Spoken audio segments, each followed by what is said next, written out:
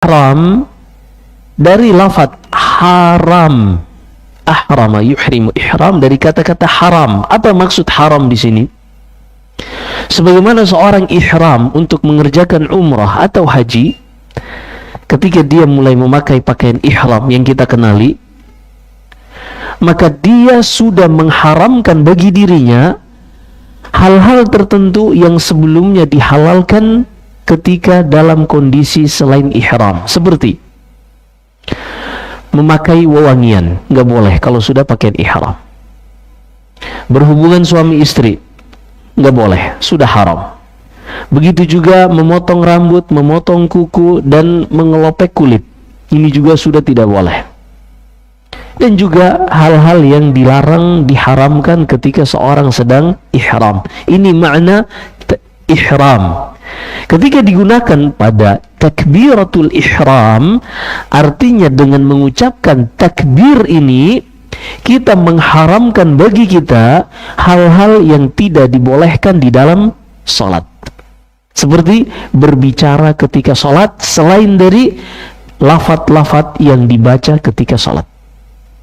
Makan dan minum ketika salat, ini nggak boleh. Tertawa ketika salat, ini nggak boleh. Atau melakukan gerakan-gerakan seperti yang disebutkan dalam madhab Syafi'i yang bukan kemaslahatan salat yang banyak jumlahnya. Sambil salat ngupil misalnya, ini nggak ada kemaslahatan salat. Atau seorang lagi salat perbaiki rambutnya, terkadang dibelah dua, belah tengah, terkadang ke kanan, ke kiri, atau yang rambutnya jabrik, dinaik-naikin. Ini bukan kemaslahatan salat. Maka yang seperti ini tidak boleh. Seorang boleh bergerak ketika itu berkaitan dengan kemaslahatan salat. Maka ini yang kedua yang merupakan rukun dari salat, yang mana salat tidak sah ketika tidak dilakukan bagi orang yang mampu, yaitu mengucapkan takbiratul ihram. Dan yang dimaksud dengan takbiratul ihram adalah ucapan Allahu Akbar. Ucapannya bukan gerakan tangannya. Perhatikan, ucapannya bukan gerakan tangannya, sehingga seorang tidak perlu memaksakan Allah. Nggak perlu. Sederhana seperti yang disebutkan dalam hadis Wa'il bin Hujr, Rasulullah bertakbir Allahu Akbar, selesai. Kadang sebagian orang harus sinkron sehingga diputer-puter sampai 3 kali, 7 kali. Karena yang menjadi rukun yang disebutkan para ulama madhab yang 4 adalah lafaz Allahu Akbar. Tidak boleh diganti dengan bahasa yang lain, termasuk bahasa Indonesia. Nggak ada nasionalisasi dalam salat. Salat ini turun dari Allah Subhanahu wa ta'ala. Rasulullah menerimanya ketika Isra dan Mi'raj untuk kewajiban salat 5 waktu. Maka tuntunannya semuanya dengan syariat Allah dan syariat Rasulnya, bukan dengan syariat manusia yang lain. Inilah lafaz takbiratul ihram, yaitu ucapan Allahu Akbar. Dan ini merupakan rukun yang kedua. Maka ketika seorang sudah mengucapkan rukun ini, dia harus menjaga sepanjang salatnya untuk tidak melakukan hal-hal yang bisa merusak, apalagi membatalkan salatnya. Ketika seorang sedang salat, HP-nya bunyi misalnya, ada yang nelfon, apa yang harus dia lakukan? Mengganggu salat, tidak suara bunyi yang lupa di silent ini mengganggu. Maka dia boleh mengambil kemudian mematikan smartphone-nya. Ini gerakan yang dikatakan limaslahatis shalah, untuk kemaslahatan salat. Apalagi kalau suaranya musik, na'udzubillah, di dalam masjid. Makanya di sini juga kita nasihatkan kepada kaum muslimin untuk mengganti suara-suara ringtone kita dengan selain musik. Banyak kok suara-suara yang lain yang bisa kita gunakan. Suara burung, suara kodok, atau suara-suara yang masih seperti alarm, yang bukan mengisyaratkan kepada nada-nada atau tangga suara tertentu. Ini dijauhi. Kalaupun bunyi ketika dia sedang sholat, maka dia keluarkan HP-nya, dia ambil. Kalau dia tidak bisa langsung matikan tanpa harus mengeluarkan HP-nya, tidak mengapa, dia keluarkan lalu dia matikan, karena ini bagian dari kemaslahatan sholat. Karena sholat itu bukan hanya pada kuantitas atau penampilan luarnya saja, tapi sholat yang Allah jadikan sebagai sebab kebahagiaan di dalam surat Al-Mu'minun adalah sholat yang dilakukan dalam keadaan khusyuk. Allah berfirman, qad aflahal mu'minun alladzina hum fi salatihim khashi'un. Sungguh telah berbahagia orang-orang yang beriman, yaitu mereka yang khusyuk di dalam sholatnya. Maka ini rukun yang kedua yang harus dijaga seorang ketika mengerjakan sholat. Adapun rukun yang ketiga adalah qiraatul Fatihah, bacaan surah Al-Fatihah. Dan surah Al-Fatihah, para ulama berbeda pendapat apakah surat Al-Fatihah ini dimulai dari Bismillahirrahmanirrahim ataukah dimulai dari Alhamdulillahirrabbilalamin. Dan Bismillahirrahmanirrahim ini adalah bagian dari ayat-ayat pemisah sebagaimana Al-Ikhlas, Al-Falaq, An-Nas. Itu kan semua ada Bismillahirrahmanirrahim, tapi bukan ayat pertama dari surah-surah tersebut. Dan yang rajih disebutkan dalam Sahih Muslim dari hadis Abu Hurairah radhiyallahu an, bahwasanya Bismillahirrahmanirrahim ini bukan bagian dari Al-Fatihah, tapi yang ayat pertama dari Al-Fatihah adalah Alhamdulillahirrabbilalamin. Sehingga di dalam Sahih Bukhari dan Sahih Muslim dari hadits Abdullah bin Abbas radhiyallahu anhuma, Nabi sallallahu alaihi wasallam ketika salat jahriyah, salat yang dikeraskan bacaannya, baik itu maghrib atau isya atau subuh, beliau tidak terdengar membaca Bismillahirrahmanirrahim ketika membaca Al-Fatihah di dalam sholatnya. Yang beliau baca langsung Alhamdulillahi Rabbil Alamin. Sebagaimana kata Abdullah bin Abbas radhiyallahu anhuma, "Shallaitu khalfa Rasulillahi sallallahu alaihi wasallam wa Abi Bakar wa Umar wa Uthman kulluhum yaqulun atau yabda'un bilhamdulillahi Rabbil Alamin." Aku salat di belakang Rasulullah, di belakang Abu Bakar semasa khilafahnya, di belakang Umar semasa khilafahnya, begitu juga Uthman. Semua manusia terbaik ini, mereka ketika membaca di dalam salat-salat yang dikeraskan langsung mengucapkan Alhamdulillahi Rabbil Alamin, kemudian melanjutkan surah Al-Fatihah. Hanya saja diriwayatkan dari Abu Hurairah radhiyallahu an bahwasanya beliau memulai dengan mengeraskan Bismillahirrahmanirrahim, dan inilah yang dipegang oleh madhab Syafi'i. Riwayatnya dari Abu Hurairah disebutkan Ibnu Katsir di dalam tafsirnya.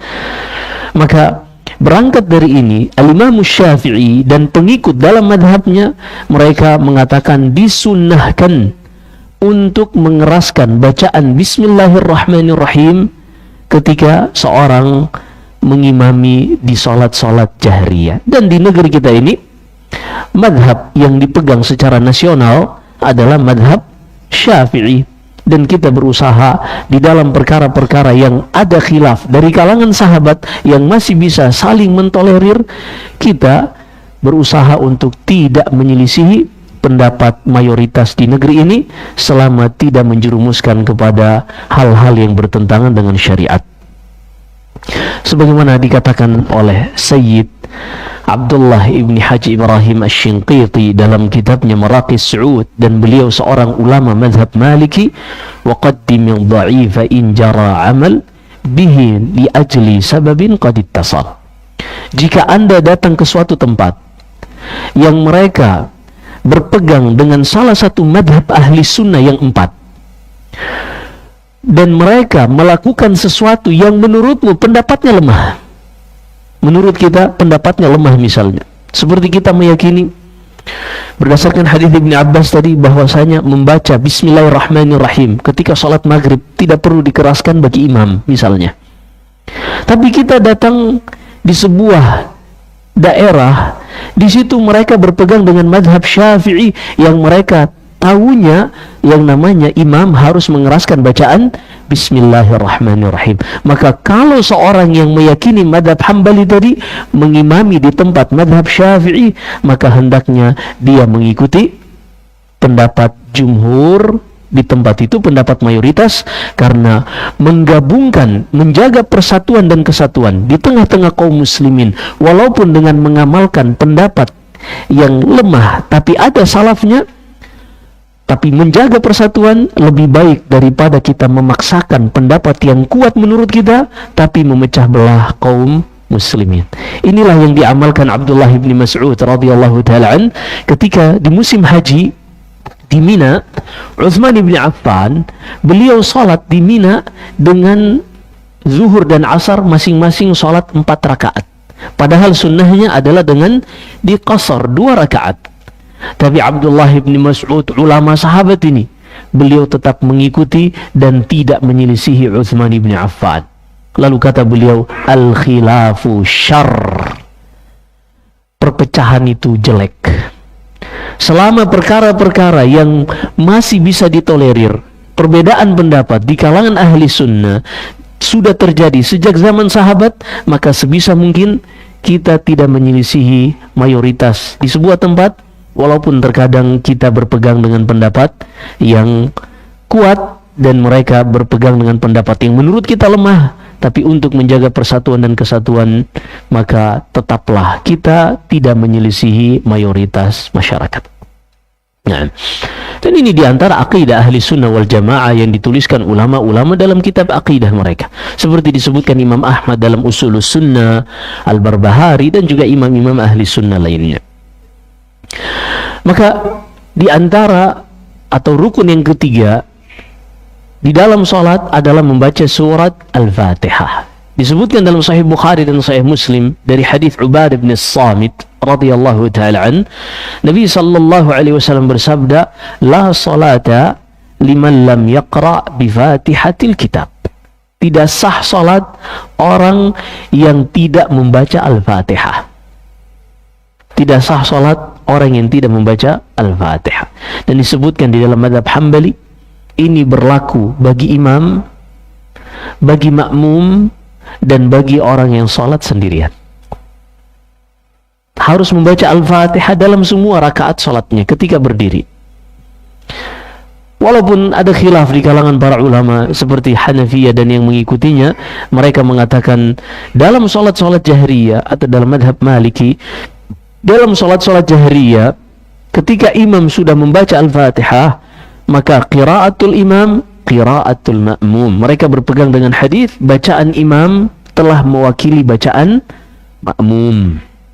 Namun jika seorang mencermati hadis-hadis yang ada, maka dengan dia berhati-hati untuk keluar dari khilaf, dengan selalu berusaha membaca Al-Fatihah di dalam semua rakaatnya, maka ini lebih selamat dan ini lebih menjaga salatnya.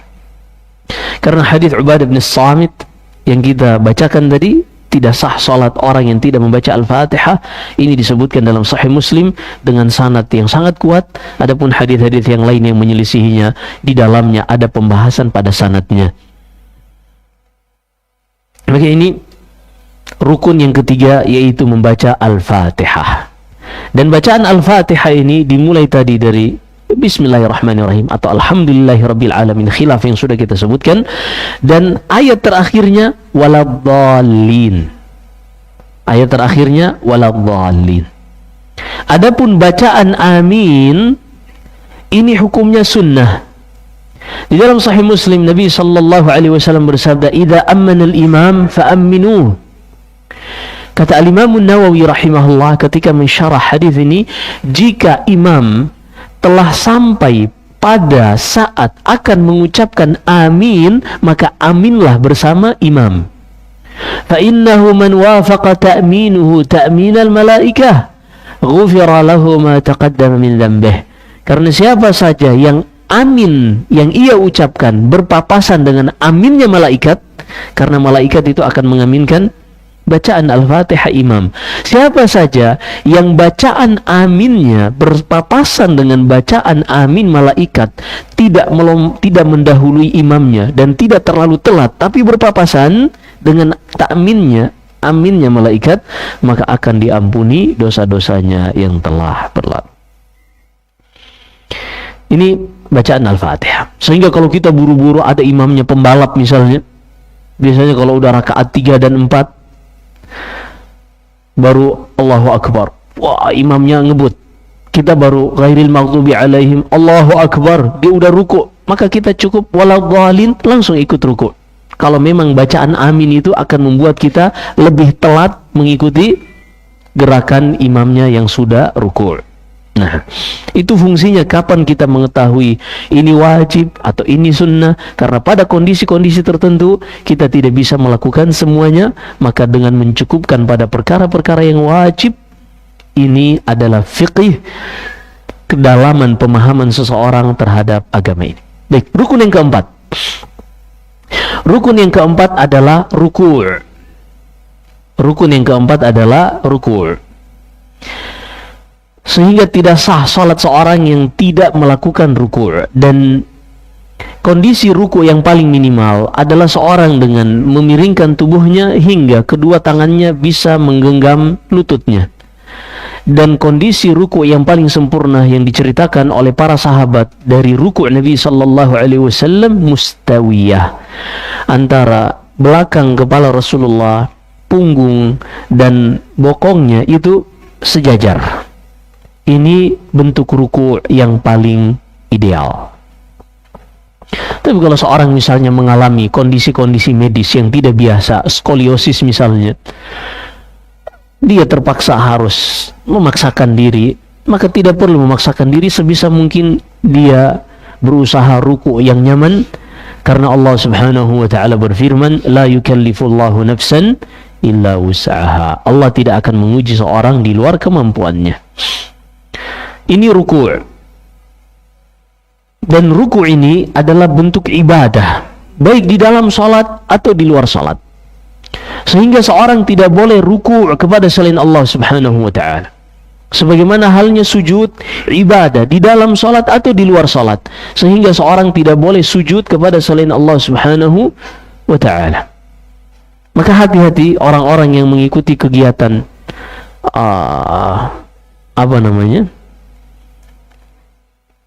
karate atau yang semisalnya, yang ada hormat. Ini kan diadopsi dari negara yang mereka bukan kaum muslimin. Mereka memiliki cara-cara hormat bukan seperti kaum muslimin, sehingga mereka ruku kepada orang lain. Ini tidak boleh. Ini ruku tidak boleh. Berbeda dengan ta'a, yaitu seorang menganggukkan kepalanya ketika lewat punten misalnya. Ini bukan ruku'. Menganggukkan biasanya kita kalau ingin permisi, bang, misi bang, ya. Ini bukan ruku'. Karena dia tidak menundukkan punggungnya, tapi dia hanya menganggukkan kepalanya. Ini saya tanyakan langsung kepada guru kami di Masjidil Haram. Beliau mengatakan ini bukan ruku'. Ini hanyalah menganggukkan. Iya. Dan ini sah-sah saja.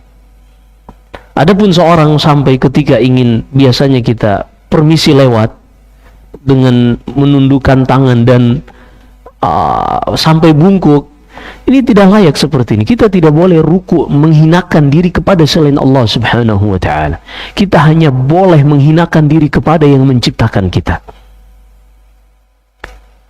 Bukan adab dari kaum muslimin merendahkan diri seperti itu.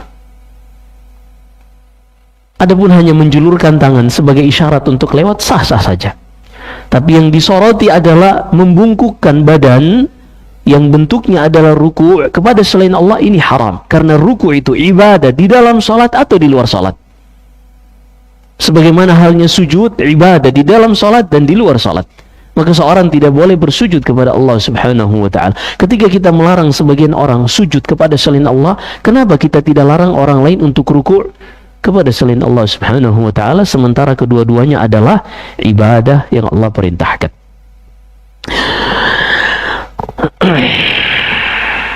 Ini tadi kadar minimal dari ruku'. Kalaupun seorang bisa melakukan yang paling sempurna, yang paling ideal, maka itulah yang seyogianya dilakukan. Kemudian rukun yang kelima adalah bangkit dari ruku'. Bangkit dari ruku' ini adalah bagian dari rukun salat, dan ini merupakan rukun yang kelima.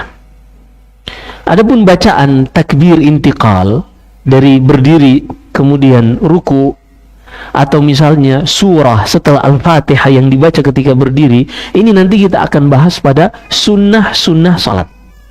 Ini bukan kewajiban salat. Dan manfaat para ulama madhab, kenapa mereka membagi ada wajib ada sunnah? Karena terkadang kondisi hidup kita tidak selalu fine-fine aja. Kondisi kita tuh tidak selalu ideal. Belum lama kita lewati masa pandemi, ada orang yang kena COVID parah, untuk bergerak aja susah. Apakah orang seperti itu wajib sholat? Wajib. Bernapas aja susah. Iya, wajib sholat. Ustadz, dia baca Al-Fatihah aja berat. Iya, ya udah, cukupin dengan yang wajib-wajib aja. Allahu Akbar. Alhamdulillahi Rabbil Alamin Ar-Rahman Waladhalin. Allahu Akbar. Ruku. Sah sholatnya. Nah, inilah pentingnya. Terkadang sebagian orang ketika tidak memahami rincian seperti ini, ketika mereka sakit, mereka mengatakan, aduh, gak usah sholat dah, kayaknya panjang banget, berat banget, apalagi mungkin lukanya parah habis kecelakaan, sallallahu alaihi wasallam. Aduh, mau wudu, tangannya luka, baret-baret semua. Padahal Allah subhanahu wa ta'ala tidak pernah membebani kita di dalam agama Islam ini sesuatu yang di luar kesanggupan kita. Kalau seorang tidak sanggup berwudu, maka Allah berikan alternatif, yaitu tayamum. Apa itu tayamum? Itu tayamum fadribu bi'aid. Cukup seorang memukulkan tangannya ke tempat tanah atau batu atau yang diduga di situ ada debu. Kemudian setelah itu ia mengusap kedua tangannya dan wajahnya. Selesai. Udah tayamum itu, nggak perlu sampai membasuh semuanya kaki, enggak. Karena ini hanya taklif, beban syariat dari Allah subhanahu wa ta'ala untuk memberikan keringanan bagi manusia. Tapi ingat, mereka tetap harus sholat. Kalau nggak sanggup sholat berdiri, sholatlah dalam keadaan duduk. Kalau duduk juga susah, sholat dalam keadaan berbaring, sebagaimana kata Nabi sallallahu alaihi wasallam kepada sahabatnya Imran bin Husain radhiyallahu anhuma, yang saat itu sedang sakit wasir. Kata Rasulullah kepada Imran, "Shalli qa'iman." Sholatlah dalam keadaan berdiri. Fa illam tastati' fa qa'idan. Jika engkau tidak sanggup sholat dalam keadaan berdiri, sholatlah dalam keadaan duduk. Fa illam tastati' fa 'ala janb. Kalau engkau tidak sanggup juga sholat dalam keadaan duduk, maka sholatlah dalam keadaan berbaring. Ini Islam. Jadi nggak ada alasan untuk orang nggak sholat. Nggak ada alasan, apalagi hanya karena sibuk dagangannya rame. Nggak ada alasan yang seperti itu. Atau orderan rame, iya, aplikasi bunyi terus. Nggak boleh. Kemudian rukun yang keenam adalah al-i'tidal. Kalau tadi bangkit dari ruku, kemudian yang berikutnya adalah i'tidal. Ini bagian dari rukun. Makanya seorang jangan sami Allahu liman hamidah, Allahu akbar. Nggak ada tuma'nina sama sekali. Seorang setelah bangkit dari ruku, dia harus melakukan rukun yang berikutnya, yaitu i'tidal. Arti i'tidal, dia kembali berdiri lurus sampai setiap ruas tulang belakangnya kembali lagi pada posisi semula setelah sebelumnya ia ruku. Ini dalam agama kita ada seorang non muslim komentar, itu luar biasa kaum muslimin. Mereka dipaksa untuk sehat. Mereka ketika ibadah itu gerakan-gerakan yang mereka dipaksa harus mereka kerjakan, dan setiap gerakannya bermanfaat untuk melenturkan sendi-sendinya, untuk menguatkan. Di situ ada squat, di situ ada banyak hal yang bisa menjadi manfaat bagi tubuh seseorang. Apalagi dari sisi ketenangan jiwa yang kita rasakan ketika sholat. Ini luar biasa Islam. Hanya sayangnya kita selalu melihat kebahagiaan itu pada nominal dan materi. Sejak kapan orang itu bahagia karena hartanya banyak? Semata-mata karena harta. Harta ini sarana untuk kita bisa mencapai kebahagiaan, bukan kebahagiaan itu sendiri. Ini dua hal yang berbeda. Harta adalah sarana untuk kita mencapai kebahagiaan, bukan kebahagiaan itu sendiri. Kalau seandainya harta itu adalah kebahagiaan, ketenaran itu adalah kebahagiaan, maka seorang artis yang terkenal tidak akan bunuh diri. Tapi apa yang terjadi? Justru yang bunuh diri mereka, yang melimpah hartanya. Kalau seandainya kebahagiaan itu pada harta semata, dia sudah happy, sudah senang, maka mereka tidak akan mencari hal-hal yang aneh-aneh lainnya. Ada yang korupsi, ada yang berzina, ada yang dan seterusnya, wal'iyadzubillah. Tapi kebahagiaan itu adalah ketenangan batin yang Allah letakkan di dalam hati seseorang. Bagaimana cara mendapatkannya? Adalah dengan melakukan hal-hal yang menjadi gizi, nutrisi bagi hati ini.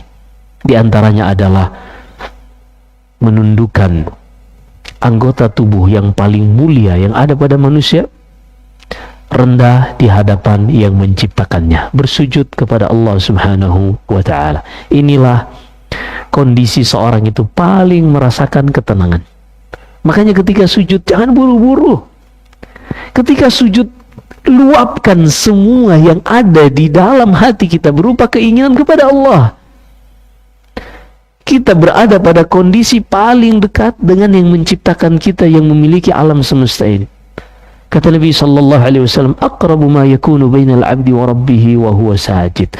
Kondisi seorang hamba itu paling dekat kepada Rabbnya adalah ketika dia sedang sujud. Fa'akthiru fihi du'a faqaminun an yustajaba lakum. Maka perbanyak doa. Karena doa ketika sujud hampir langsung dikabulkan oleh Allah Subhanahu wa ta'ala. Ini permasalahannya kita. Salat itu kita anggap beban. Ruku, sujud kayak orang balapan. Sampai viral kan Imam Lamborghini kalau bulan Ramadan. Sallallahu alaihi. Maka ini yang keenam adalah i'tidal. Seorang berdiri tegak kembali setelah bangkit dari ruku'. Kemudian setelah itu adalah as-sujud. Sujud ini bagian dari rukun. Ustadz, gimana dengan bacaan? Ruku'nya kok nggak disebutin? Nah, ini nanti kita akan jelaskan pada bab wajib-wajib sholat. Karena kenapa para ulama di dalam mazhab Hambali mereka membedakan antara rukun dan wajib. Bacaan subhana rabbiyal azim ketika ruku', subhana rabbiyal a'la ketika sujud, sami'allahu liman hamida ketika bangkit dari ruku', ini disebut bacaan yang wajib, bukan rukun. Apa bedanya? Ada bedanya. Kalau yang ditinggalkan adalah rukun, seperti ruku', sujud, atau satu rakaat penuh, maka tidak cukup hanya diganti dengan sujud sahwi. Tidak cukup. Tapi harus diulangi rukun yang ketinggalan tersebut. Tapi kalau yang ditinggalkan hanya yang wajib saja, seperti tasyahud awal, ketika sholat maghrib, duduk tasyahud yang pertama, ini disebut tasyahud awal. Ketika seorang kelewatan dan dia sudah berdiri, sudah melanjutkan pada rakaat ketiga membaca Al-Fatihah misalnya, maka dia tidak perlu balik duduk lagi, tapi dia langsung melanjutkan rakaat yang ketiga, namun dia wajib untuk sujud sahwi. Cukup diganti dengan sujud sahwi. Nah, ini perbedaannya. Makanya para ulama membagi antara poin yang berkaitan tentang rukun dan poin-poin yang berkaitan tentang wajib. Ya. Kadang kita kalau udah salah, panik dalam sholat kita, ini udah 3 apa 4 nih. Apalagi jadi imam, waduh. Jadi rukunya lama, sujudnya lama banget. Karena udah nggak tahu ini udah rakaat keberapa nih. Ini harusnya kita paham hal-hal seperti ini, karena ini adalah rutinitas kita sehari-hari. Rutinitas kita sehari-hari. Kalau kita lupa naruh duit di mana, duitnya itu banyak, udah seharian kita mikirin duit tersebut, nyari di mana tempatnya. Tapi tentang sholat kita nggak mikirin. Kalau udah salah ya udahlah, kita udah berusaha. Gitu, paling kayak gitu tuh, subhanallah. Baik, kita lanjutkan. Rukun yang ketujuh adalah sujud. Adapun rukun yang kedelapan adalah bangkit dari sujud.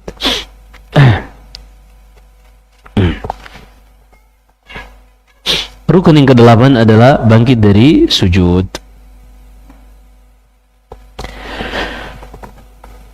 Rukun yang kesembilan adalah al-julus baina sajdatain, duduk antara dua sujud. Duduk antara dua sujud.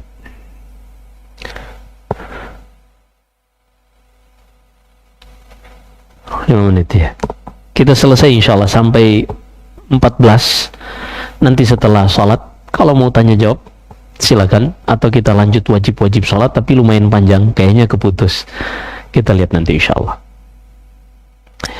Yang ke 9 tadi, rukun yang ke-9 adalah duduk antara dua sujud. Kemudian rukun yang ke-10 adalah tuma'nina. Tentunya sujud itu mencakup sujud yang pertama dan sujud yang kedua. Ini 1 rakaat penuh. Kemudian tuma'nina, ini adalah wajib. Tuma'nina itu adalah seorang berhenti sejenak ketika telah selesai melakukan satu gerakan sebelum melanjutkan gerakan yang berikutnya. Ini namanya tuma'nina. Tuma'nina dari kata-kata itmi'nan, artinya tenang. Ya ayyatuhan nafsul mutmainnah, wahai jiwa yang tenang. Jadi itmi'nan atau tuma'nina ini artinya seorang jeda sejenak, tenang sejenak setelah ia melakukan gerakan sebelum melanjutkan pada gerakan berikutnya. Kemudian yang berikutnya adalah at-tasyahud al-akhir. Rukun yang ke-11 adalah tasyahud akhir. Bacaan at-tahiyyatu lillahi wassalawatu wattayyibat. Assalamualaikum ya Nabi wa rahmatullahi wa barakatuh ila akhirih. Bacaan dengan beberapa lafaz at-tahiyyatu wassalawatu wattayyibat dan seterusnya. Bacaan ini wajib. Begitu juga rukun yang ke-12 adalah duduk untuk tasyahud akhir. Adapun tasyahud awal kita akan sebutkan nanti pada bab wajib-wajib sholat. Yang rukun adalah tasyahud akhir. Dan tasyahud akhir ini dilakukan dalam keadaan duduk, kecuali kalau seorang tidak sanggup untuk duduk. Seperti misalnya dia bisa berdiri tapi nggak bisa duduk, atau misalnya dia bisa berdiri nanti kalau duduk nggak bisa berdiri lagi. Apa yang harus dilakukan? Maksudnya kalau dia mau sholat dari awal duduk, ya udah duduk sampai akhir. Atau kalau dia berdiri, bisanya hanya duduk di kursi, nanti bangkit lagi berdiri. Dia cuma bisa ruku, kemudian sujudnya duduk sambil duduk, nanti bangkit lagi. Maka yang harus dia lakukan adalah sholat dalam keadaan berdiri, memulai dengan berdiri dulu. Kenapa? Karena rukun yang dilewati pertama adalah berdiri. Kalau memang dia sanggupnya, karena mungkin lututnya luka atau asam urat kambuh, maka dia berdiri. Nanti kalau mau sujud, dia cukup duduk di kursi atau di bangku dengan mengisyaratkan badannya lebih rendah antara sujud dengan duduk antara dua sujud. Ini lebih rendah badannya. Setelah ia bangkit ke rakaat berikutnya, ia berdiri lagi dan ia lakukan hal ini sampai sholatnya selesai. Tasyahud akhir dilakukan dalam keadaan duduk bagi yang mampu. Karena rukun itu yasqutu bil ajzi wala yasqutu bin nisyan. Rukun itu bisa gugur dikarenakan ketidaksanggupan, tapi tidak bisa gugur dikarenakan kelupaan. Ini kaidah. Rukun bisa gugur karena ketidaksanggupan, seperti orang yang tidak sanggup sholat berdiri, maka dia sholat dalam keadaan duduk. Gugur berdirinya, gugur rukunnya. Tapi tidak gugur hanya dikarenakan lupa. Rasulullah SAW pernah sholat asar hanya 2 rakaat di dalam Sahih Bukhari dari hadis Dzul Yadain. Setelah selesai sholat, Nabi SAW duduk bersama sahabat-sahabatnya, ada Abu Bakar, ada Umar. Nggak ada yang berani mengatakan kepada Rasulullah, wahai Rasulullah, tadi kita sholat 2 rakaat, karena begitu mereka menganggap Rasulullah seorang yang sangat berwibawa. Datang seorang yang ceplas-ceplos. Ini manfaatnya kita punya teman yang suka ceplas-ceplos juga. Orang ini mengatakan, ya Rasulullah, aku siratis shalah am nasitaha. Wahai Rasulullah, apakah sholat asar ini syariatnya berubah lagi dari 4 menjadi 2? Atau engkau lupa wahai Rasulullah? Kata Rasulullah, lam tuksar ulam ansah. Tidak ada perubahan syariat, tetap 4 rakaat, dan aku tidak lupa. Ya Rasulullah kan manusia biasa juga. Akhirnya Rasulullah bertanya kepada Abu Bakar dan Umar, akama qala Dzul Yadain, apakah benar seperti yang dikatakan Dzul Yadain? Kata Abu Bakar dan Umar, betul wahai Rasulullah. Akhirnya Rasulullah SAW kembali menghadap kiblat, diikuti oleh sahabatnya, lalu menambah 2 rakaat. Setelah itu ditutup dengan sujud sahwi.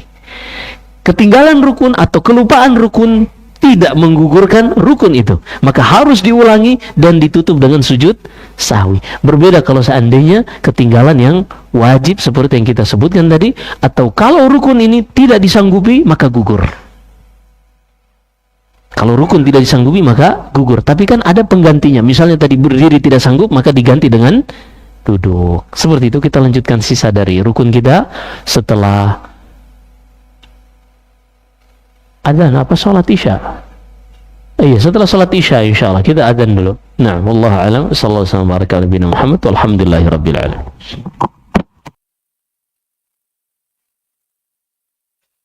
Bismillahirrahmanirrahim. Alhamdulillah wassalatu wassalamu ala nabiyina Muhammad, amma ba'd. Kita lanjutkan sedikit materi yang sudah kita bahas tadi. Sebelum kita buka sesi tanya jawab, jika ada yang ingin bertanya, tadi kita telah bahas rukun yang ke-13, yaitu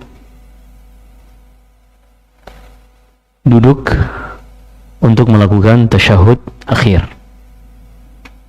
Dan duduk ini harus terus berlangsung sampai seorang mengucapkan salam. Dan salam ke kanan dan ke kiri ini merupakan rukun yang ke-13. Salam ke kanan dan ke kiri ini merupakan rukun yang ke-13, yaitu seorang mengucapkan Assalamualaikum warahmatullah, atau Assalamualaikum warahmatullahi wabarakatuh, atau Assalamualaikum.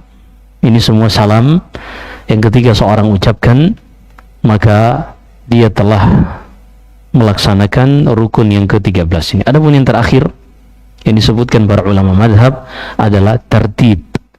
Semua rukun-rukun yang kita sebutkan ini harus dilaksanakan secara berurutan, secara tertib. Artinya seorang tidak boleh mendahulukan sujud dibanding ruku' misalnya, tapi harus secara berurutan. Inilah rukun-rukun salat yang disebutkan para ulama, yang mana ketika seorang lupa dari rukun-rukun ini, baik lupa hanya ruku'nya saja atau sujudnya saja, atau dia lupa 1 rakaat secara keseluruhan, maka tidak bisa hanya digantikan dengan sujud sahwi, tapi dia harus melakukan rukun yang ditinggalkan tersebut. Kalau seandainya 1 rakaat, maka dia mengganti 1 rakaat. Kalau seandainya dia lupa ruku tapi sudah berlalu, maka dia tetap harus ganti 1 rakaat. Berbeda kalau seandainya dia baru terluput 1 gerakan, maka dia kembali cukup pada gerakan yang ia tinggalkan karena lupa tadi. Ini adalah rangkaian-rangkaian atau rukun-rukun yang disebutkan para ulama dalam salat. Adapun berkaitan tentang wajib, ada 8 yang disebutkan dalam mazhab Hambali, dan ini sangat membantu seorang untuk mengetahui apa yang harus ia lakukan ketika lupa dalam salatnya, dengan ia mengetahui apakah yang ketinggalan tersebut rukun atau wajib. Wajib sendiri disebutkan oleh ulama mazhab Hanabilah ada 8 dengan penjelasan yang cukup panjang. Kita lanjut atau ada tanya jawab? Tanya jawab. Silakan kalau ada pertanyaan. Nah, silakan.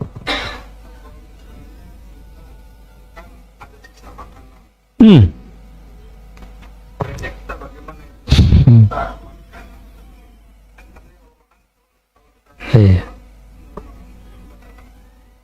Betul. Menelan makanan dengan sengaja ketika sholat membatalkan sholat. Maka yang seperti itu jangan ditelan, dikeluarin. Dan bisa dikeluarin bukan? Bisa tidak dikeluarkan? Bisa, keluarkan, ambil, simpan di tisu atau di kantong. Yang jelas seorang tidak boleh memasukkannya ke dalam mulut. Karena ketika dia memasukkan sesuatu yang membatalkan puasa, artinya sesuatu yang dimasukkan ke dalam tenggorokan dengan kadar itu puasa batal, maka sholat juga batal. Kita kan ingin tahu, Ustadz, berapa nominal atau gram makanan yang bisa membatalkan sholat kita? Iya bukan? Ketahuilah kadar yang dengannya ketika seorang menelan sesuatu akan membatalkan sholatnya, itulah yang membatalkan puasa. Ini kita ada jigong misalnya, cukup besar misalnya, sengaja ditelan, batal nggak puasanya? Batal puasanya. Maka begitu juga di dalam sholat, batal kalau dia sengaja menelan hal itu. Tapi kalau seandainya di luar kemampuannya, tiba-tiba dia baca sesuatu dan air liurnya mengantarkan masuk ke dalam kerongkongannya dalam keadaan dia tidak bisa mencegahnya, maka pada kondisi seperti itu tidak batal. Sebagaimana ketika kita puasa menelan ludah, batal tidak? Menelan air liur tidak batal. Kalau seandainya masuk bersama air liur yang kita telan ini sisa-sisa makanan yang di luar kemampuan kita untuk mencegahnya, maka tidak membatalkan. Karena itu di luar kesanggupan seorang, dan Allah tidak akan membebani kita di luar kesanggupan. Allah berfirman di akhir surat Al-Baqarah, la yukallifullahu nafsan illa wus'aha. Nah,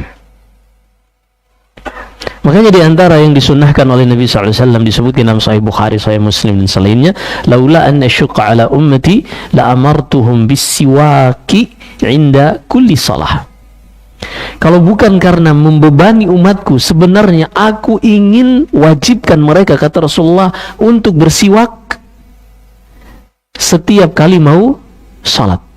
Dan disebutkan di dalam mazhab Hanafi, mereka menggunakan satu dalil, kafa bis siwaki yujzi'u anis siwaki al-asabi'.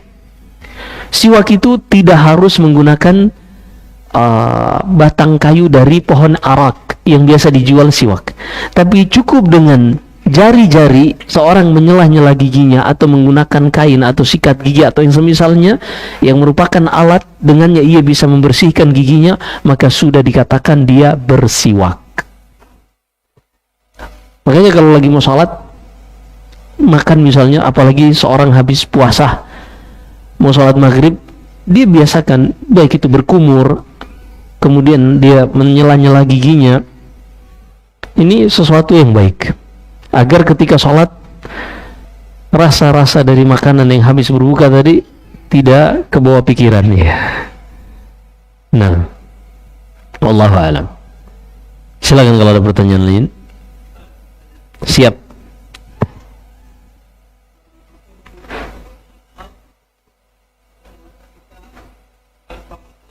Masya Allah.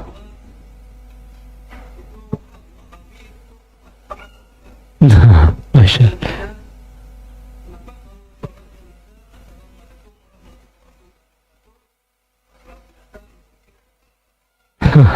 Baik, 3 pertanyaan luar biasa. Pertanyaan yang pertama, apakah kita wajib mengikuti madhab atau kita tuh boleh tanpa bermadhab? Kita harus pahami bahwasanya di zaman Nabi yang ada hanya madhab Nabi. Madhab itu artinya pendapat. Madhab artinya pendapat. Pendapat Nabi adalah wahyu dari Allah Subhanahu wa ta'ala. Allah berfirman di dalam surat An-Najm ayat ketiga, kata Allah Subhanahu wa ta'ala, wa ma yantiqu 'anil hawa in huwa illa wahyun yuha.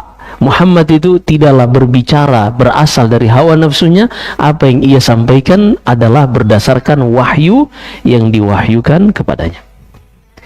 Maka hukum asal di dalam Islam, kita langsung mengamalkan apa yang disebutkan di dalam Al-Quran dan juga hadis Nabi sallallahu alaihi wasallam, dan ini perintah Allah di dalam surat Al-A'raf ayat kedua. Kata Allah, ittabi'u ma unzila ilaikum min rabbikum wa la tattabi'u min dunihi awliya.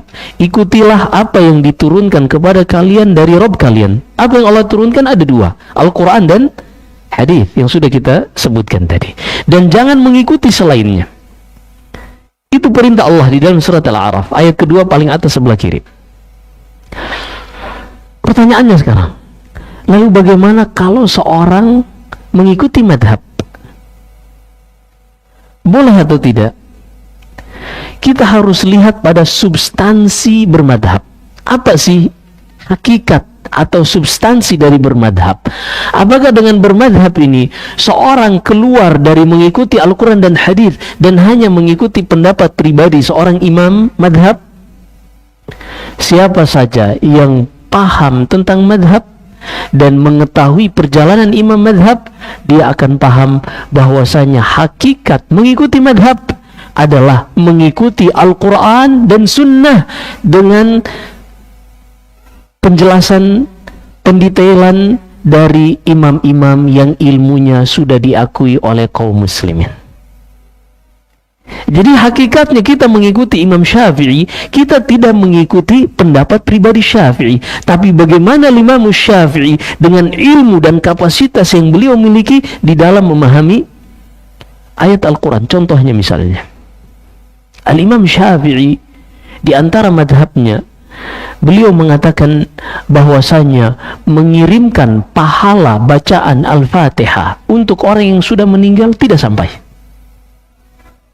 Imam Syafi'i di dalam madhabnya dinukil Ibnu Katsir ketika menafsirkan firman Allah dalam surat An-Najm, wa alaysa lil insani illa ma sa'a, dan bukankah seorang itu hanya akan dibalas sesuai dengan apa yang sudah dia lakukan. Maka kata Imam Syafi'i, maka mengirimkan pahala bacaan ayat Al-Quran ini tidak sampai. Kenapa? Karena itu perbuatan orang lain, bukan perbuatan sang mayit, dan seorang itu hanya akan dibalas dengan apa yang dia lakukan, bukan dilakukan orang lain. Ini ijtihad beliau. Apakah menyelisih Al-Quran? Enggak. Dalilnya jelas. Dan itu yang ditunjukkan oleh makna bahasa Arab. Tapi jumhurul ulama seperti madhab Hambali, Imam Ahmad, Imam Malik dan selainnya, mereka mengatakan bahwasanya sampai pahalanya. Kenapa? Karena dengan melihat dalil-dalil yang lain.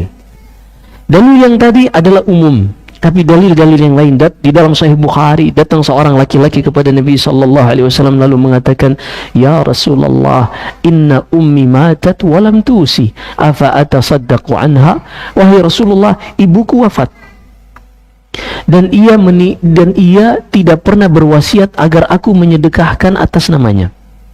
Boleh enggak atas inisiatifku aku bersedekah atas nama ibuku? Apakah pahalanya sampai? Kata Rasulullah, "Na'am." Iya, sampai. Begitu juga datang seorang wanita, "Ya Rasulullah," di dalam Sahih Bukhari, "Inna ummi matat wa 'alaiha as-siyam, afa asumu anha?" Wahai Rasulullah, ibuku wafat dan punya utang puasa. Apakah boleh aku membayarkan utang puasanya? Kata Rasulullah, "Ara'aita law anna 'ala ummika daynun 'ala ahad?" Bagaimana menurutmu kalau ibumu ini meninggal dan memiliki utang kepada manusia? Afataqdihi anha, apakah engkau akan membayarkan utang ibumu kepada orang lain ini? Kata wanita tersebut, "Tentu saja wahai Rasulullah." Kata Rasulullah, "Fadainullahi ahaqqu an yuqda." Utang kepada Allah lebih harus prioritas untuk ditunaikan. Maka menunjukkan di sini sampai pahala menggantikan puasa seorang ibu bagi anaknya. Melihat dalil-dalil ini, para ulama mengatakan bahwasanya dalil-dalil ini mengkhususkan bahwasanya amalan-amalan itu termasuk bacaan Al-Quran jika dibacakan khususnya seorang anak untuk diniatkan kepada orang tuanya, maka pahalanya sampai. Sekarang pertanyaannya, ini madhab Syafi'i mengatakan tidak sampai, madhab Hambali mengatakan sampai. Apakah kita mengikuti pendapat pribadi imam-imam, atau kita mengikuti dalil-dalil yang dipahami oleh imam-imam ini? Kita masing-masing mengikuti dalil, bukan mengikuti pendapat pribadi imam. Kenapa kita lebih memilih bermadhab daripada tidak bermadhab? Siapa saja yang paham tentang nas-nas Al-Quran dan hadis, sangat susah dan usia kita sangat pendek kalau kita menjelajah sendiri tentang Al-Quran. Kalau kita menjelajah sendiri ingin mengambil kesimpulan hadis. Kenapa demikian? Usia kita terlalu pendek dan ilmu kita terlalu sedikit. Disebutkan As-Suyuti. As-Suyuti ulama besar dalam madhab Syafi'i. Beliau memuji Imam Ahmad, madhab Hambali. Kata As-Suyuti, Hafidha Ahmad bin Hanbal alfi hadis. Imam Ahmad itu menghafal 1 juta hadis. Imam Ahmad menghafal 1 juta hadis. Kira-kira yang menghafal 1 juta hadis dengan kita yang hafalannya cuma sejumlah hitungan jari, apakah kita bisa samakan pemahaman kita dengan pemahaman Imam Ahmad? Sangat jauh. Makanya seorang dengan dia bermadhab, dia meringkas pengetahuannya, umurnya yang pendek ini untuk bisa mengetahui ilmu syariat secara menyeluruh. Secara menyeluruh. Disebutkan seorang penyair, ma hawal ghayata fi alfi sanatin syakhsun fakhudh min kulli fannin ahsana bihifdhi matnin jami'in lirajihi taqra'uhu ala mufidi nasihi. Umur kita itu sangat pendek dan ilmu agama ini sangat luas. Maka kalau seorang menjelajah diberi usia 1000 tahun, dia tidak akan sanggup untuk menguasai seluruh ilmu-ilmu Islam. Maka ringkaslah jalanmu menuntut ilmu dengan mencari kitab-kitab yang meringkas dari ulama-ulama yang mendahuluimu, meringkaskan untukmu tentang Islam. Baca kepada guru yang mumpuni dari sisi keilmuan. Ini cara meringkas di dalam menguasai ilmu-ilmu Islam. Dan itu kita bisa dapatkan dalam kitab-kitab madhab. Karena kalau kita pahami sendiri berat untuk orang Arab, apalagi orang non-Arab seperti kita. Nah, ini poin yang pertama. Jadi, apakah boleh kita tidak bermadhab? Silakan. Kalau Anda sekelas Imam Bukhari, sekelas Imam Ahmad, silakan tidak bermadhab. Tidak mengapa. Anda baca dalil, Anda kuasai Al-Quran, hafal 1 juta hadis, sok mangga. Nggak apa-apa. Tapi kalau kita merasa memang belum sanggup untuk meringkas waktu dan agar kita tidak nyeleneh di dalam pendapat-pendapat hanya baca 1 ayat lalu kita mengambil kesimpulan yang prematur sendiri, ini akan mendatangkan pendapat-pendapat yang aneh bin ajaib di dalam Islam. Sampai-sampai ada yang mendatangkan pendapat bolehnya berzina waliyadzubillah. Sampai lulus dalam sidang disertasi magister, ingin keluar dari keumuman kaum muslimin, sampai menghalalkan zina. Coba di kelas kampus Islam untuk tingkatan pasca sarjana lulus, padahal ijma' di kalangan semua madhab zina haram. Udah nggak ada tawar-menawar. Allah berfirman dalam suratul Isra, wala taqrabuz zina, jangan mendekati zina. Kelar urusan. Tapi orang mencari-cari dengan hati yang rusak, yang jelek, wal'iyadzubillah. Akhirnya itulah yang terjadi. Maka salah satu yang menjaga seorang dari ketergelinciran kepada pendapat-pendapat yang nyeleneh, aneh bin ajaib adalah dengan mengikuti madhab. Tapi di dalam mengikuti madhab ini yang tercela adalah fanatik madhab, yaitu dia pokoknya madhab Syafi'i aja, datang dari Hambali nggak mau, datang dari nggak mau, pokoknya madhab Syafi'i aja, atau yang Hambali pokoknya nggak. Jangan. Pernah terjadi, diceritakan guru kami masih mengajar sampai sekarang di Mekah, di Masjidil Haram, namanya Syekh Wasiullah Abbas. Beliau masih mendapati dahulu di Masjidil Haram sholat jamaah subuh, zuhur, asar, maghrib, isya, bahkan sholat Jumat ini masing-masing dikerjakan oleh madhab masing-masing. Itu kan Ka'bah kan kubus, jadi ada 4 sisi. Madhab Hambali satu sisi, madhab Syafi'i satu sisi, madhab Maliki satu sisi, dan madhab Hanafi satu sisi. Yang Hambali nggak mau berimam kepada Syafi'i, begitu juga sebaliknya, dan madhab-madhab yang lain. Inilah fanatisme yang dibenci di dalam Islam. Wala takunu minal musyrikin minal ladzina farraqu dinahum wa kanu syi'a kullu hizbin bima ladaihim farihun. Kata Allah Subhanahu wa taala di dalam surat Al-Mu'minun, janganlah kalian menjadi seperti orang-orang musyrikin yang mereka memecah belah agama mereka hingga menjadi berkelompok-kelompok. Jadi yang tercela dalam bermadhab adalah fanatisme madhab. Adapun ketika kita bisa melihat dalil, oh sepertinya dalam pendapat ini madhab Syafi'i kurang kuat, bacaan Al-Fatihah yang dibacakan seorang anak untuk orang tuanya ini sepertinya sampai karena dalil-dalil yang dikemukakan madhab Hambali. Jadi mohon maaf, kami tidak mengikuti madhab Syafi'i di bidang ini. Begitu juga tentang kunut subuh misalnya. Kunut subuh ini dalil hadits Anas bin Malik yang dipakai oleh madhab Syafi'i, haditsnya lemah. Jadi mohon maaf, kami lebih memilih pendapat sahabat Talq bin Ali yang mengatakan itu tidak disunnahkan. Karena ia pernah sholat di belakangnya Rasulullah, Abu Bakar, Umar, dan Uthman, mereka tidak pernah kunut subuh. Hal-hal seperti ini sah. Kalau dia memilih kunut subuh, atau memilih membacakan Al-Fatihah kepada, atau memilih tidak mau membacakan Al-Fatihah kepada orang yang sudah meninggal, semuanya sah, ada dalilnya masing-masing. Yang tercela adalah ketika dia berpegang dengan satu pendapat, yang lain salah dan tidak boleh diamalkan. Nah ini yang, kalau imamnya kunut subuh, wah Wahabi, fix Wahabi, jangan sholat di situ. Tapi dia boleh maulid misalnya, oh kok Wahabi boleh maulid? Oh berarti Wahabi lingkungan.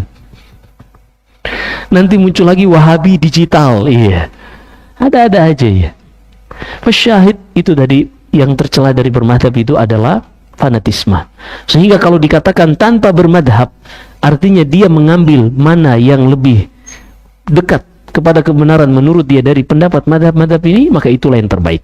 Nah, kemudian pertanyaan kedua tadi, Wahabi. Siapa itu Wahabi? Jadi ada seorang dahulu seorang pemberontak bernama Abdul Wahab bin Rustum. Abdul Wahab bin Rustum ini, dia dahulu membunuh kaum muslimin, seorang khawarij yang memiliki pemikiran jelek. Kepadanya dinisbatkanlah Wahabiyah, Wahabi. Seorang pemberontak, seorang khawarij, teroris. Namun 300 tahun yang lalu, ketika negeri-negeri kaum muslimin tersebar banyaknya yang beribadah kepada pepohonan yang dianggap angker, batu yang dianggap keramat, atau benda-benda yang diyakini memiliki kekuatan, muncul seorang imam yang mendakwakan tauhid, membacakan ayat-ayat Al-Quran kepada mereka, mengajarkan hadis-hadis kepada mereka tentang larangan kita berdoa kepada pepohonan, larangan berdoa kepada bebatuan walaupun diyakini memiliki kekuatan. Ini haram, ini syirik. Begitu juga berdoa kepada, meminta-minta kepada penghuni-penghuni kubur walaupun orang saleh, walaupun dianggap wali. Ini disebutkan dalam Al-Quran, dalam surat Az-Zumar ayat 3. Ini syirik. Ketika imam ini berdakwah kepada tauhid, ternyata syaitan tidak tinggal diam sebagaimana yang Allah sebutkan dalam surat Al-An'am, wa kadzalika ja'alna likulli nabiyyin aduwan syayatinal insi wal jin. Demikianlah kami jadikan setiap nabi dan pengikutnya musuh-musuh dari kalangan syaitan, baik itu dari bangsa jin ataupun manusia. Yuhi ba'dhum ila ba'din zukhrufal qawli ghurura. Bagaimana cara syaitan-syaitan ini membendung para nabi dan pengikutnya di dalam berdakwah? Dengan membuat julukan-julukan, tuduhan-tuduhan kepada para nabi. Nabi SAW pernah dituduh penyihir. Ada bukan? Ada di dalam Al-Quran. Nabi SAW dituduh sebagai dukun. Ada tidak? Ada. Dituduh orang gila. Ada. Nun wal qalami wa ma yasturun ma anta bi ni'mati rabbika bimajnun. Sampai Allah mensucikan nama nabinya. Nun, demi pena dan apa yang ia catat berupa takdir, sungguh engkau bukanlah orang gila wahai Muhammad sallallahu alaihi wasallam. Karena dituduh. Siapa dalang yang menuduh nabi ini sebagai orang gila, penyihir, dukun? Syaitan dari kalangan jin dan manusia yang merupakan musuh para nabi. Begitu juga imam yang mulia yang mendakwakan tauhid ini yang bernama Syekh Muhammad Ibni Abdul Wahhab. Nama aslinya Muhammad Ibni Abdul Wahhab Ibni Sulaiman At-Tamimi.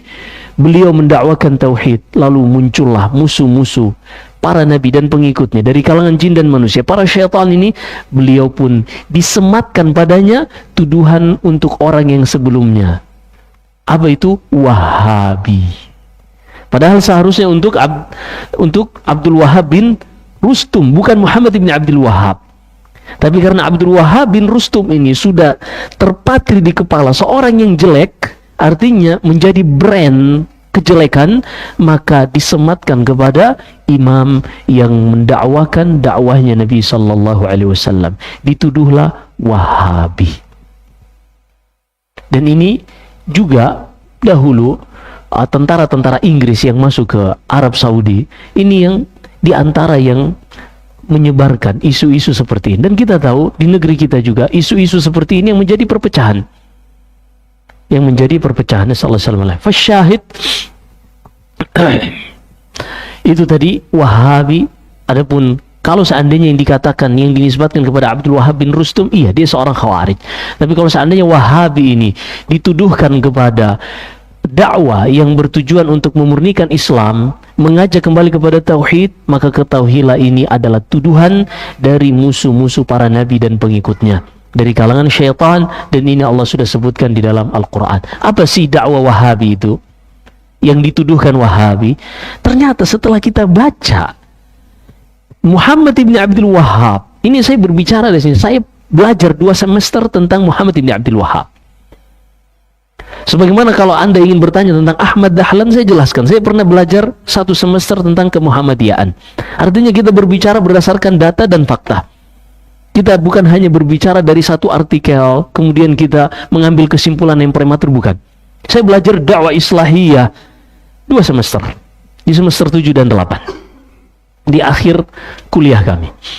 Syahid, Syekh Muhammad ibn Abdul Wahhab ini adalah seorang imam yang dakwahnya, silahkan buka, beliau punya kitab tauhid, punya kitab usulul tsalatsa, al-qawaidul arba, kasyfus syubhat, nawaqidul Islam. Semua isinya tidak ada kesimpulan pendapat dari beliau sendiri.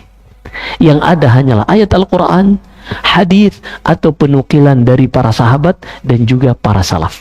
Tapi kenapa beliau dituduh seperti itu? Kita sudah tahu tadi alasannya, bahwasanya setiap ada nabi dan pengikut yang berdakwah, maka iblis tidak akan tinggal diam.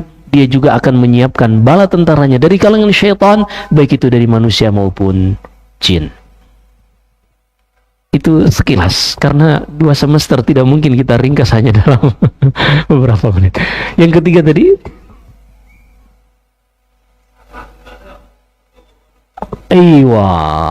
salat jenazah sendiri itu yang sunnah hanya 1 kali salam, tidak 2 kali. Itu yang warid dari salaf. Adapun 2 kali ini tidak warid. Mudah-mudahan di waktu lain kita bisa bahas khusus tentang fikih salat jenazah, insyaallah. Adapun di dalam salat 5 waktu ada 4 cara yang disebutkan Syekh Al-Albani rahimahullah dari hadis-hadis yang beliau sahihkan di dalam kitabnya Sifat Salat Nabi sallallahu alaihi wasallam. Yang pertama, seorang mengucapkan Assalamualaikum warahmatullahi wabarakatuh di kanan dan di kiri. Atau seorang mengucapkan Assalamualaikum warahmatullahi wabarakatuh, Assalamualaikum warahmatullah saja. Atau dia mengucapkan Assalamualaikum warahmatullah, Assalamualaikum warahmatullah. Atau dia baca Assalamualaikum, halas, selesai. Ini sah semuanya. Dan di dalam salat kita akan bahas nanti dari bab sunnah, bacaan-bacaan sunnah. Terkadang dalam satu bacaan itu ada 4 lafaz yang semuanya boleh diamalkan. Seperti ketika bangkit, Sami Allahu liman hamidah, di dalam hadis Abu Musa kata Nabi SAW, faqulu Rabbana lakal hamd, atau Rabbana walakal hamd, atau ucapkan Allahumma Rabbana lakal hamd, atau Allahumma Rabbana walakal hamd. Keempatnya boleh dibaca tapi tidak boleh digabungkan dalam satu i'tidal. Kalau dia misalnya dalam satu salat ingin mengubah-ubah, artinya bervariasi, sah. Yang tidak boleh dia baca semuanya dalam satu waktu. Begitu juga tentang doa iftitah misalnya. Kita bisa baca Allahu Akbar kabira walhamdulillahi katsiran dan seterusnya. Atau baca Allahumma ba'id baini yang ada dalam Sahih Bukhari, Sahih Muslim juga sah. Atau dia baca misalnya subhanakallahumma bihamdik yang disahihkan Imam Ahmad juga sah. Ini semuanya bentuk-bentuk lafaz yang bervariasi yang diwariskan dari Nabi sallallahu alaihi wasallam. Ini sekilas. Mudah-mudahan pada tempatnya kita bisa jelaskan lebih detail. InsyaAllah ta'ala. Cukup ya? Udah jam 8. Oh. Baik, silakan. Satu aja tapi. Salat khusyur. Salat yang khusyur. Nah, Abdullah bin Mas'ud radhiyallahu ta'ala an pernah melihat seorang salatnya gelisah. Kadang megang jenggot, kadang memperbaiki peci, kadang baju. Kata Abdullah bin Mas'ud, "Lau khasha'a qalbu, la khasha'at jawarihuh." Kalau seandainya hati orang ini khusyuk, maka niscaya seluruh anggota badannya juga akan khusyuk. Lalu seperti apa salat yang khusyuk? Pertama, salat yang khusyuk itu adalah salat yang memenuhi seluruh syarat-syaratnya, rukun-rukunnya, wajib-wajibnya, dan dilengkapi dengan sunnah-sunnah. Kemudian, salat yang khusyuk itu adalah salat yang dibangun di atas 3 hal. Ar-raja, al-khawf, dan al-mahabbah. Apa itu raja? Nabi sallallahu alaihi wasallam bersabda di dalam Sahih Bukhari dan Sahih Muslim dari hadis Abu Hurairah radhiyallahu taala an, "Man qama ramadhana imanan wa ihtisaban."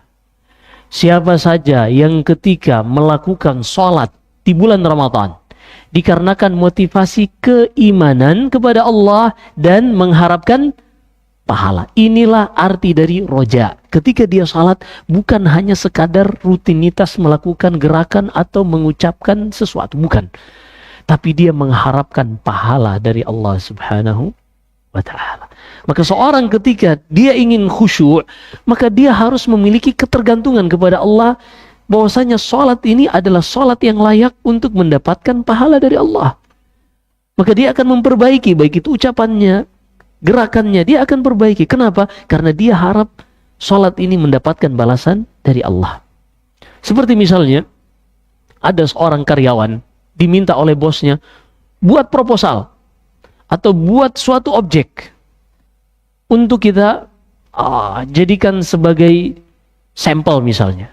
Maka karyawan tersebut, nanti kalau engkau berhasil aku akan berikan upah misalnya. Maka karyawan ini agar diterima objek yang diminta ini, sampel ini, maka dia akan melakukan yang terbaik. Kira-kira kalau dia akan buat asal-asalan, apakah akan dibalas, diberi upah? Gak akan diberi upah. Maka seorang yang ingin salatnya mendapatkan balasan dari Allah, maka dia harus memperbaiki ucapannya dan juga gerakannya. Disinilah muncul yang namanya roja, harapan yang memotivasinya untuk salat ini menjadi lebih baik. Ada mengharapkan balasan. Kemudian yang kedua, al-khauf. Apa itu khauf? Yaitu rasa khawatir, rasa takut jangan sampai, rasa takut kepada azab Allah di akhirat. Dengan salat ini dia memohon kepada Allah agar dihindarkan dari azabnya, dan juga rasa takut, dia khawatir jangan sampai salatnya ini tidak diterima oleh Allah subhanahu wa ta'ala. Maka dia belajar apa saja rukunnya, apa saja wajibnya, dan juga hal-hal yang harus ditunaikan dalam salat.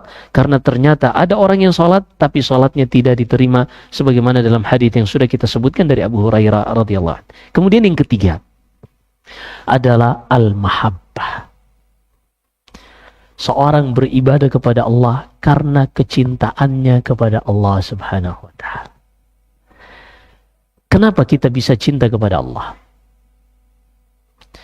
Pertanyaan ini akan kita pahami kalau kita menyandingkan dengan pertanyaan lain, kenapa kita cinta kepada kedua orang tua kita? Karena manusia yang paling baik, yang memberikan segala macam pemberian kepada kita adalah kedua orang tua kita. Ketika mereka memberi, muncullah rasa cinta kita kepada kedua orang tua. Kata Nabi SAW dalam riwayat Bukhari dalam Al-Adabul Mufrad, tahadau tahabu. Salinglah kalian memberikan hadiah, niscaya kalian akan saling menyayangi. Karena ketika kita memberikan sesuatu kepada orang, itulah menjadi sebab orang itu mencintai kita. Allah Subhanahu wa ta'ala, betapa banyak nikmat yang sudah Ia anugerahkan kepada kita. Jantung yang terus berdetak tanpa menantikan perintah dari kita. Paru-paru yang mengembang dan mengempis tanpa menunggu arahan dari kita. Ini nikmat apa lagi yang kita mau dustakan? Maka ketika seorang menyadari ini dan dia beribadah kepada Allah, dia benar-benar merasa, ya Allah, ibadahku tidak ada apa-apanya dibanding dengan nikmat-Mu. Maka ketika seorang menghadirkan 3 hal ini di dalam dirinya, insya Allah itulah yang akan membuatnya salat bukan hanya sekadar melepaskan kewajiban bagaikan beban yang diletakkan di pundaknya. Kayak orang yang ngangkat ransel 20 kilo ingin cepat-cepat lepas. Nah, ini bukan salat orang yang khusyuk. Tapi salat orang yang khusyuk adalah ketika dia menjadikan salat ini adalah kebutuhan dan penenang hatinya. Itulah yang dilakukan oleh Nabi SAW. Kata beliau, waju'ilat qurratu aini fi salat. Dan Allah jadikan penenang, penentram jiwaku pada salat. Demikian. Tapi tentunya ini butuh latihan. Ini bukan hanya teori. Walaupun yang berbicara belum tentu bisa melakukannya. Tapi kita semua sama-sama belajar, sama-sama latihan. Semoga Allah Subhanahu wa ta'ala menganugerahkan kita salat yang khusyuk. Demikian, semoga apa yang kita dengarkan bermanfaat. Jika ada benarnya semata-mata dari Allah Subhanahu wa ta'ala, jika ada kesalahan dan kekurangan dari saya, wa astaghfirullah li wa lakum. Sallallahu alaihi wa baraka ala nabiyyina Muhammad. Subhanakallahumma bihamdik, asyhadu an la ilaha illa anta astaghfiruka wa atubu ilaik. Wassalamualaikum warahmatullahi wabarakatuh.